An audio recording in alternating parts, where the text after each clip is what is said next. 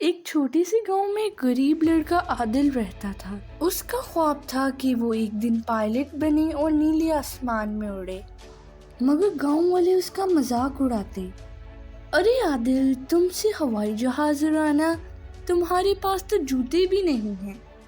عادل مسکرا کر کہتا، ایک دن تم سب دیکھو گے، میں آسمان پر ضرور اڑوں گا۔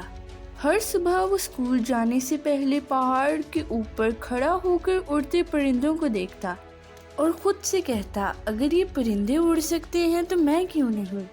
وقت گزرتا گیا۔ ایک دن عادل نے رات کو پڑھائی کی، پرانی کتابوں سے علم حاصل کیا اور اسکول میں ہمیشہ سب سے آگے رہا۔ جب اس نے شہر کے کالج میں داخلے کے لیے امتحان دیا تو اس کے پاس نہ سفارش تھی نہ پیسہ، لیکن اس کے پاس خود پر یقین تھا۔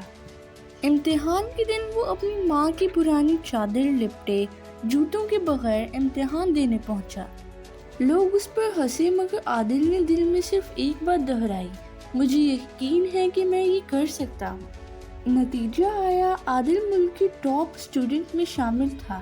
کالج نے اسے اسکالرشپ دے دی۔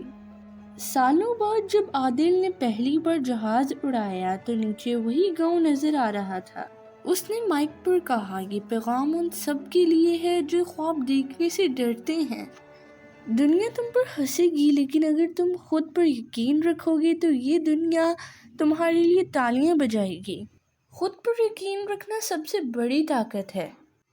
اگر دل میں اعتماد ہو تو حالات چاہے کتنے بھی مشکل کیوں نہ ہوں، منزل تمہاری ضرور بنتی ہے۔